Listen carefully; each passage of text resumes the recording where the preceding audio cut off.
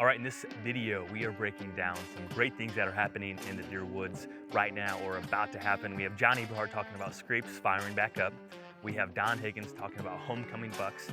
And we also have Jeff talking about the second rut as a whole. If you haven't had luck yet, don't give up. There's still a lot of great hunting left, and here's some tips from some of the greats. You know, there's one really interesting thing that I wrote about at North American Whitetail.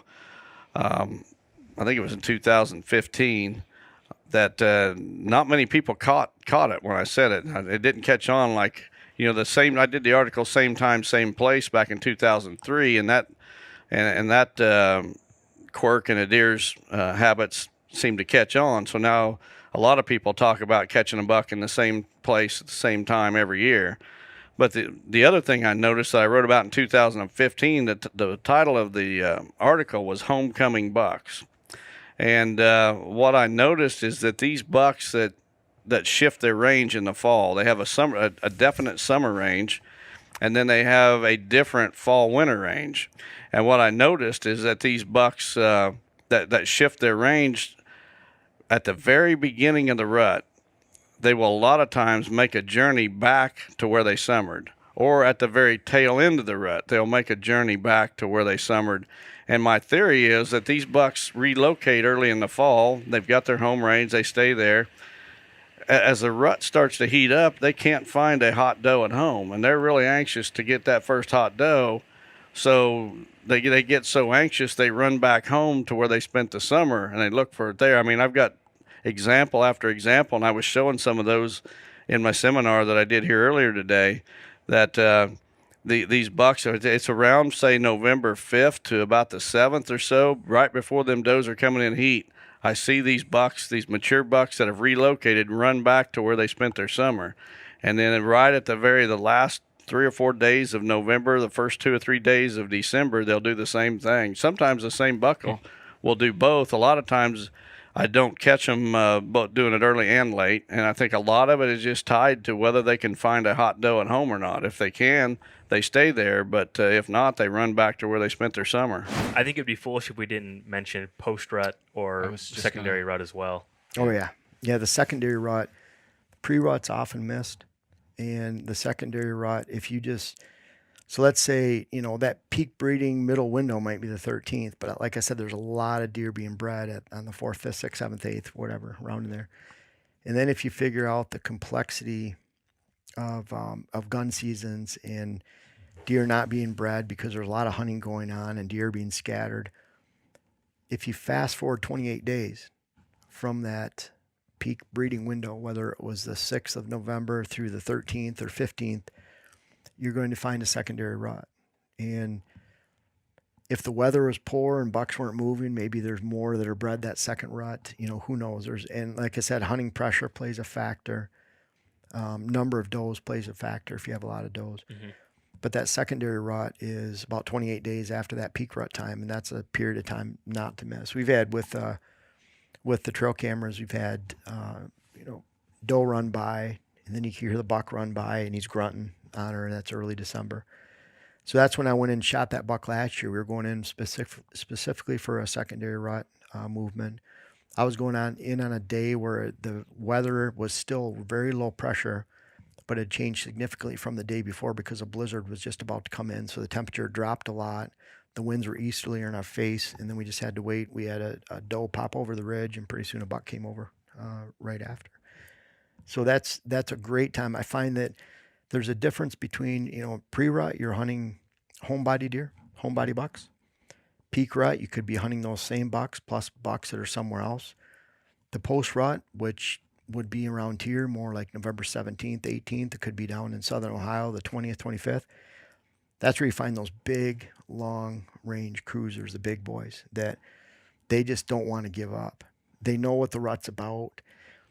But at the same time, if a warm front slams into that period, they're not going to come from 2 miles away. So I'm hunting big connections, big funnels, big areas between bedding areas, and then I'm hunting those food source movements in the post-rut. I'm hunting all of it during the peak rut, and then focusing on really mornings, pre-rut only. And I'm still hitting mornings and evenings in that post-rut. But I find in the pre-rut they're active in the morning in the cool temperatures, and then they slow down. So there's really timing of when you should be sitting too in evening stands versus morning stands. Again, morning stands pre-rut, peak rut hunting all stands, and then post-rut hunting morning, but a really high value on those evening sits too, where you're following doe family groups into evening food sources. And then flip to the secondary rut. That's where I love hunting morning again, but I also love hunting evening then too.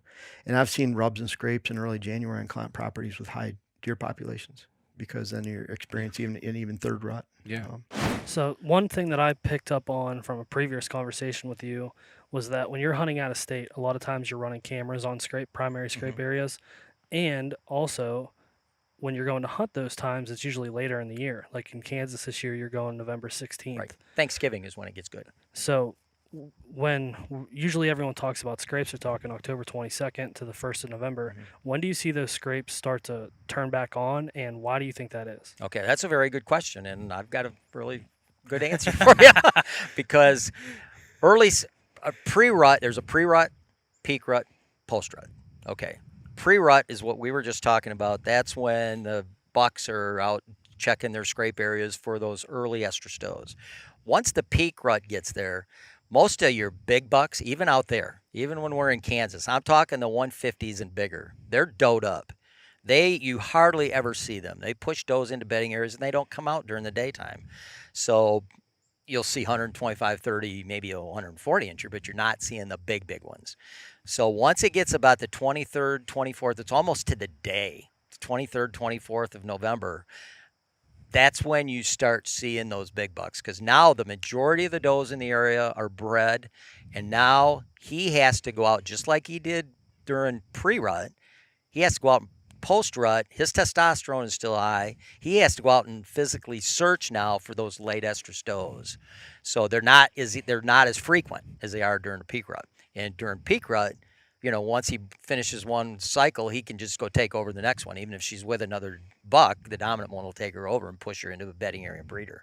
So post-rut is every bit as good as the pre-rut. I think it's actually a little bit better because they're a little bit more worn down. Their eyes are drawn.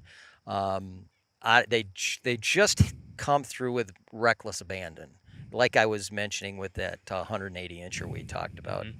And I don't know. I think after the 23rd or 24th in the Midwest, post-rut, if you're hunting in a state where the gun season doesn't open until December, I think that post-rut is absolutely the best time to kill a big buck. That's pretty interesting because I've killed 4 bucks with a bow, fairly new to archery hunting. 2 of them, November 23rd, November 24th. Yep. And in Pennsylvania, you can't hunt. It is interesting. In the state of Pennsylvania, there's no deer season after November 20th.